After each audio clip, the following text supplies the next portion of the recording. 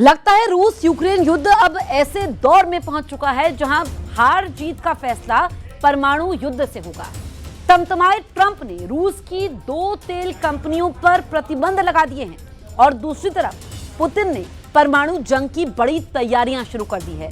खबर है कि रूस ने सीधे अमेरिका तक मार करने वाली परमाणु मिसाइलों को जंग के मैदान में उतार दिया है और पुतिन ने खुद इस परमाणु युद्ध अभ्यास को अपनी आंखों से देखा है, जिसके बाद से अमेरिका से लेकर यूरोप तक कोहराम मचा हुआ है।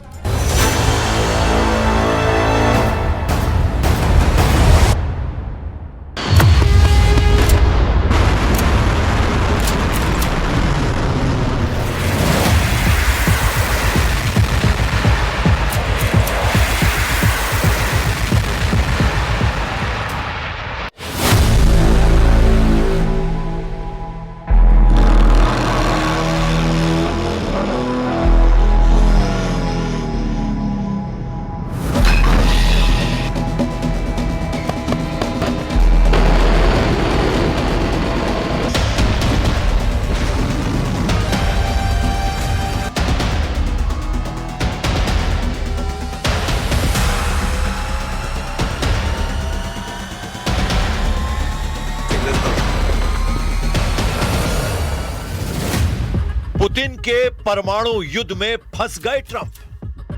44 महीने बाद आखिर रूस यूक्रेन जंग में अब वो पड़ाव आ गया है जहां अमेरिका रूस के खिलाफ सीधी जंग में कूद रहा है। हंगरी में प्रस्तावित ट्रंप और पुतिन की मीटिंग पूरी तरह से रद्द हो चुकी है और तमतमाए ट्रंप ने अब रूस की 2 दिग्गज तेल कंपनियों पर बेहद सख्त प्रतिबंध लगाकर रूस के खिलाफ जंग का ऐलान कर दिया है। हैरानी की बात तो यह है कि राष्ट्रपति पुतिन ने भी बेहद उच्च क्षमता का परमाणु अभ्यास अपने दुश्मनों के खिलाफ शुरू कर दिया है। खबर तो यहां तक है कि यूक्रेन के राष्ट्रपति ज़ेलेंस्की ने स्वीडन दौरे के दौरान 150 ग्रिपेन ई जेट खरीदने के लिए कमर कस ली है। दावा किया जा रहा है कि ज़ेलेंस्की 150 ग्रिपेन जेट को रूस के खिलाफ ब्रह्मास्त्र की तरह से इस्तेमाल करना चाहते हैं।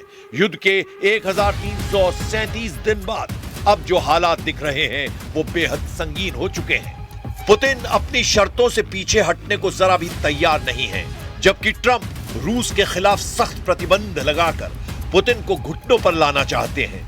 लेकिन पिछले 24 घंटे में हालात तेजी से बदल चुके हैं। पुतिन के आदेश पर बहुत बड़ा परमाणु अभ्यास रूसी सेना शुरू कर चुकी है। साथ ही यूक्रेन पर रूस ने लगभग 30 मिसाइलों और 400 से ज्यादा मिसाइलों से हमले कर दिए हैं। इधर स्वीडन में ग्रिपेन जेट पर सवार ज़ेलेंस्की को लग रहा है कि वो 150 जेट से रूस को जंग के मैदान में हरा सकते हैं।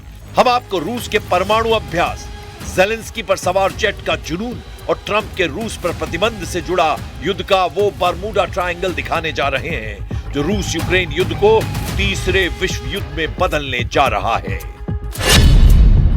रूस ने उतारी परमाणु फोर्स, जंग को मजबूर हुए ट्रंप। 3 साल 6 महीने से ज्यादा की रूस यूक्रेन जंग यूक्रेन के साथ साथ अमेरिका के लिए नासूर बन चुकी है। जिस वक्त दुनिया को लग रहा था कि हंगरी की राजधानी बुडापेस्ट अगले हफ्ते ट्रंप और पुतिन की मीटिंग होगी, उस दौरान अब 72 घंटे के अंदर सब कुछ बदल चुका है। जोरदार परमाणु युद्ध की तैयारियां रूस की तरफ से शुरू हो चुकी हैं। भारी ट्रकों पर लदी रूस की परमाणु मिसाइलें उन ठिकानों पर पहुंच चुकी हैं जहां से वो अपने दुश्मनों पर हमला करेगा। रूस की परमाणु फोर्स के नए वीडियो में रूस की परमाणु शक्ति का छोटा सा ट्रेलर दिखाने की कोशिश की गई है। आप इस वीडियो में साफ देख सकते हैं कि रूस ने आईसीबीएम और क्रूज मिसाइल टेस्ट सहित परमाणु अभ्यास शुरू कर दिए हैं। रूसी रक्षा मंत्रालय ने रणनीतिक परमाणु बल अभ्यास के तहत आईसीबीएम प्रक्षेपण का फुटेज जारी किया है। खुद राष्ट्रपति व्लादिमीर पुतिन ने इसका निर्देश दिया और इस परमाणु बल के अभ्यास को देखा है। क्रेमलिन ने बताया कि आईसीबीएम और क्रूज मिसाइल टेस्ट पूरी तरह से सफल रहे हैं। यह परमाणु ड्रिल ऐसे समय हो रही है जब पुतिन की ट्रंप के साथ होने वाली बैठक टल गई है। वहीं नाटो ने अपने परमाणु अभ्यासों के जरिए रूस को ताकत दिखाने की कोशिश की थी, लेकिन रूस ने अपनी परमाणु फोर्स से बाजी पलट कर रख दी है। राष्ट्रपति व्लादिमीर पुतिन ने 22 अक्टूबर को रूस की न्यूक्लियर फोर्स के जमीन, समुद्र और हवा में किए गए परीक्षण की निगरानी की ताकि उनकी तैयारी और कमान संरचना को परखा जा सके। इस परीक्षण में कॉस्मोड्रोम से जमीनी यार्ड्स ICBM मिसाइल को दागा गया। बेरेंट सागर में एक परमाणु पनडुब्बी से सिनेवा बैलिस्टिक मिसाइल का प्रक्षेपण शामिल किया गया। इनके अलावा रूस की लंबी दूरी की क्रूज मिसाइलें दागने वाली Tu-95 बम वर्षक भी युद्धाभ्यास में शामिल हुए।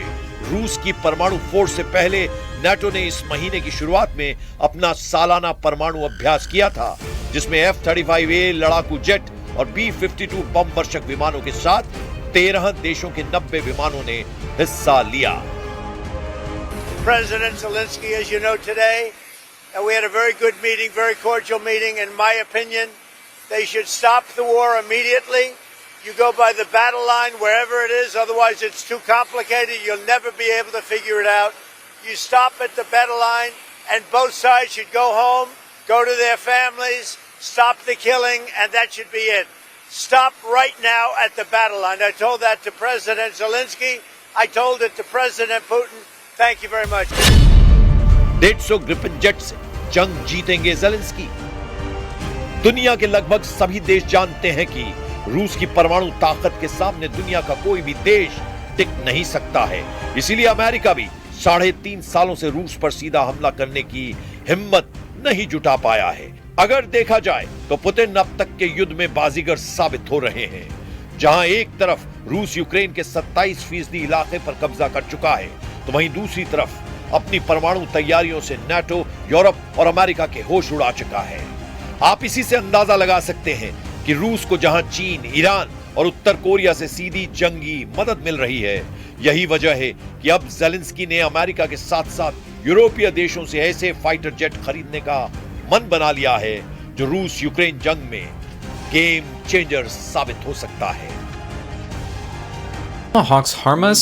They can. We'll be shooting them down and improving our air defense systems. Несет ли это ущерб нашим Will this damage our relations with the US, which are now seeing some light at the end of the tunnel? Of course it will. Конечно, нанесет. But how could it be otherwise? Using Tomahawks without the direct participation of American military personnel is impossible. ये तस्वीरें Sweden की हैं, जहां Zelensky fighter jet Gripen खरीदने के लिए उतावले नजर आ रहे हैं। यूक्रेनी राष्ट्रपति व्लादिमीर ज़ेलेंस्की 22 अक्टूबर को स्वीडन में थे, जहां उन्होंने एक लेटर पर हस्ताक्षर किए जिसके तहत यूक्रेन 150 ग्रिपेन लड़ाकू विमान खरीद सकता है और उन्हें उनमें से एक में बैठने का अवसर भी मिला। ज़ेलेंस्की ने दक्षिण स्वीडन के लिंकोपिंग में स्वीडिश प्रधानमंत्री ओल्फ क्रिस्टर्सन से बातचीत की और ग्रिपेन लड़ाकू विमान बनाने वाली साब कंपनी का दौरा किया, जो JAS-39 ग्रिपेन लड़ाकू विमान, ग्लोबल आई निगरानी विमान, मिसाइल प्रणाली, टैंक रोधी पैदल सेना हथियार और दूसरे हथियार बनाती है। ज़ेलेंस्की ने MOU पर हस्ताक्षर कर दिए हैं।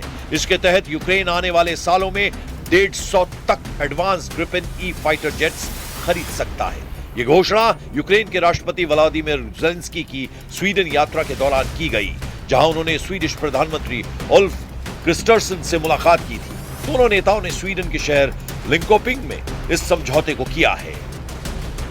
ग्रिपेन ई एक आधुनिक 45 जनरेशन का मल्टी रोल फाइटर जेट है, जो डिफेंसिव और ऑफेंसिव दोनों मिशनों को अंजाम देने में सक्षम है। यह हल्का है और तेज विमान है। बता दें कि इसे मेटेओर मिसाइल जैसे आधुनिक हथियारों से लैस किया जा सकता है। ग्रिपेन ई वर्जन में नया शक्तिशाली इंजन, एडवांस रडार और बेहतर एवियोनिक्स सिस्टम दिया गया है। स्वीडिश वायुसेना ने भी इसे हाल ही में अपने बेड़े में शामिल कर लिया है। राष्ट्रपति ज़ेलेंस्की का कहना है कि यूक्रेन कम से कम 100 ग्रिपेन जेट्स खरीदने की योजना बना रहा है। उन्होंने बताया कि यूक्रेनी पायलट्स पहले से ही स्वीडन में ग्रिपेन पर ट्रेनिंग शुरू कर चुके हैं।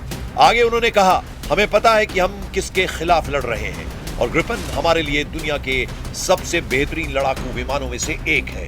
वहीं स्वीडन के प्रधानमंत्री ने कहा कि ये सबसे आधुनिक ग्रिपेन वर्जन है। इसकी प्रोडक्शन अभी लिमिटेड है। उन्होंने कहा कि पहली डिलीवरी अगले सालों में शुरू हो सकती है।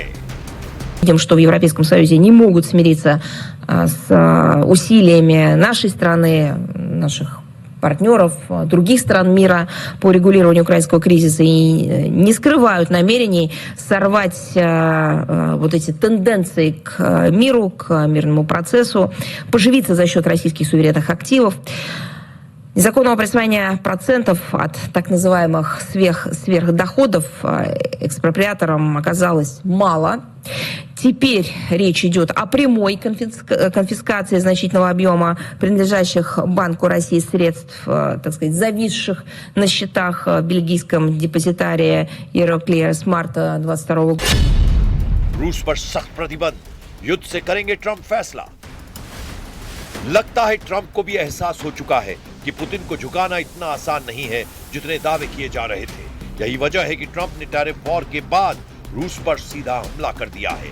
राष्ट्रपति ट्रंप ने रूस की 2 दिग्गज तेल कंपनियों पर बेहद सख्त प्रतिबंध लगाकर एक तरह से रूस के खिलाफ सीधे युद्ध का ऐलान कर दिया है। रूसी राष्ट्रपति की जिद और तत्काल युद्ध विराम की बात न मानने पर अब अमेरिकी प्रेसिडेंट डोनाल्ड ट्रंप एक बार फिर रूस के खिलाफ तगड़ा एक्शन लेने के लिए तैयार है। अमेरिका ने यूक्रेन में तत्काल युद्ध विराम के लिए मॉस्को पर दबाव बनाने के चक्कर में रूस की 2 सबसे बड़ी तेल कंपनियों पर प्रतिबंध लगा दिए हैं। अमेरिकी वित्त मंत्री स्कॉट बेसेंट ने कहा कि इस कदम का उद्देश्य क्रेमलिन के युद्ध के लिए धन जुटाने में मुश्किल पैदा करना है। उधर अमेरिकी राष्ट्रपति डोनाल्ड ट्रंप ने इस मुद्दे का हल जल्द निकलने की उम्मीद जताई और कहा कि ये प्रतिबंध कुछ ही समय के लिए होंगे। अमेरिका ने 22 अक्टूबर को रूस की 2 सबसे बड़ी तेल कंपनियों रोसनेफ्ट और लुकोइल पर प्रतिबंध लगाने की घोषणा की ताकि मॉस्को पर तुरंत युद्ध विराम पर सहमत होने का दबाव बनाया जा सके। यह कदम अमेरिकी प्रेसिडेंट डोनाल्ड ट्रंप द्वारा यह कहे जाने के बाद उठाया गया है कि यूक्रेन युद्ध को लेकर रूसी प्रेसिडेंट पुतिन के साथ उनकी अब तक की बातचीत का कोई मतलब नहीं निकला और यह बेकार रही। अमेरिकी क्षेत्राधिकार में आने वाले सभी इलाकों में इन कंपनियों की सभी संपत्तियां सीज कर दी जाएंगी। इन कंपनियों के व्यापार करने पर मनाही होगी। रूसी कंपनियों के खिलाफ प्रतिबंधों पर अमेरिकी प्रेसिडेंट डोनाल्ड ट्रंप ने कहा, आज एक बहुत बड़ा दिन है, यह बहुत जबरदस्त प्रतिबंध है, यह बहुत बड़े हैं, ये उनकी 2 बड़ी तेल कंपनियों के खिलाफ है। हमें उम्मीद है कि युद्ध सुलझ जाएगा। ट्रंप ने कहा कि हम युद्ध को खत्म करना चाहेंगे। मुझे लगता है कि ये दोनों इस समय शांति चाहते हैं। लगभग 4 साल हो गए हैं। अगर मैं राष्ट्रपति होता तो ये कभी शुरू ही नहीं होता।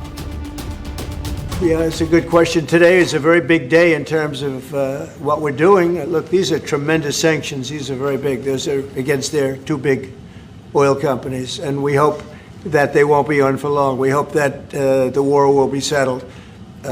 We just answered having to do with the various forms of missiles and everything else that we're looking at, but we don't think that's going to be necessary. We would like to see them just take the line that has been formed over quite a long period of time and go and let's, go home. रूस 3.5 साल से Ukraine में जंग जीत रहा है। ताजा खबर यह है कि इस वक्त रूस का परमाणु अभ्यास और रूस के 7 लाख सैनिकों के साथ रूसी सेना के चीफ खुद यूक्रेनी मोर्चों पर पहुंच चुके हैं। ये तस्वीरें 19 सितंबर की हैं। रूसी परमाणु ऊर्जा से चलने वाली पनडुब्बियों ने ओखोटस्क सागर में क्रूज मिसाइलें दागी हैं। रूसी नौसेना के ये अभ्यास सीधे यूक्रेन से लेकर यूरोप के लिए काल साबित होने जा रहे हैं। रूसी रक्षा मंत्रालय का दावा है उसकी 2 परमाणु ऊर्जा चालित पनडुब्बियों ओमस्क और क्रोस्योर्स्क ने 250 किलोमीटर से अधिक दूरी पर स्थित निर्धारित समुद्री लक्ष्यों पर ओनिक्स और ग्रेनाइट क्रूज मिसाइलें दागी। रूसी रक्षा मंत्रालय का यह भी दावा है कि प्रशांत महासागर के उत्तर पश्चिमी भाग में आयोजित अभ्यास का उद्देश्य दुश्मनों को जंग की सीधी चेतावनी है। वहीं रूसी सेना के चीफ जनरल वालेरी गेरासिमोव ने यूक्रेनी मोर्चा का जायजा पहले ही ले लिया है। रूसी रक्षा मंत्रालय ने 17 सितंबर को दावा किया कि एक वरिष्ठ रूसी अधिकारी ने यूक्रेन में अपने सैनिकों की चौकियों का दौरा किया और कहा कि मॉस्को की सेनाएं सभी मोर्चों पर आगे बढ़ रही हैं। सबसे भीषण लड़ाई पोक्रोवस्क के रसद केंद्र के आसपास हो रही है। रूसी सेना के प्रमुख जनरल वालेरी गेरासिमोव के मुताबिक मॉस्को अपना विशेष सैन्य अभियान यूक्रेन की जमीन पर चला रहा है। रूसी चीफ के मुताबिक पूर्वी डोनेस्क क्षेत्र जंग का केंद्र बिंदु बना हुआ है, जबकि पश्चिम में ज़पोरिज़िया और निप्रोपेट्रोव्स्क क्षेत्रों में रूसी सेना तेजी से आगे बढ़ रही है। जनरल गेरासिमोव के मुताबिक सभी दिशाओं में रूसी सेना आगे बढ़ रही है। यूक्रेन के पोक्रोवस्क शहर के अलावा सबसे भीषण लड़ाई क्रोस्रोआर्मास्क दिशा में हो रही है। यूक्रेन के कुपियांस्क शहर पर भी रूसी सेना बढ़त बना चुकी है। इसके साथ ही रूस ने पिछले 24 घंटे में यूक्रेन पर हमले बेहद तेज कर दिए हैं। रूस के रक्षा मंत्रालय के दावों के मुताबिक उसकी सेना ने यूक्रेन के दक्षिण पूर्वी ज़पोरिज़िया क्षेत्र के पावलिवका गांव और साथ ही निप्रोपेट्रोव्स्क क्षेत्र के इवानिक्वा गांव पर कब्जा कर लिया है। रूसी मंत्रालय ने यह भी कहा कि उसने यूक्रेनी ऊर्जा ढांचे पर हमला किया, जो उसके अनुसार रूसी नागरिक ठिकानों पर यूक्रेनी हमलों का जवाब था। जबकि यूक्रेनी अधिकारियों के मुताबिक 22 अक्टूबर को पूरे यूक्रेन में रूसी हमलों में 2 बच्चों सहित 6 लोगों की मौत हुई है और पूरे देश में बिजली आपूर्ति बाधित हो गई है। यूक्रेन की वायु सेना का रूसी सेना पर आरोप है कि रूस ने यूक्रेन में ऊर्जा ढांचे को निशाना बनाकर रात भर में 405 ड्रोन और 28 मिसाइलें दागी। हालांकि यूक्रेन ने 16 रूसी मिसाइलों और 333 ड्रोन को मार गिराने का दावा किया है, जबकि बाकी यूक्रेन की मिसाइलें रक्षा प्रणाली को भेदकर सीधे टारगेट पर गिरी हैं। अब ऐसे हालात में अंदाजा लगाया जा सकता है कि अगर रूस को नाटो, यूरोप और अमेरिका मिलकर नहीं रोक पा रहे हैं तो हो सकता है कि अब एक ऐसा विनाशक परमाणु युद्ध हो जो रूस के साथ साथ आधी दुनिया को तबाह कर डाले।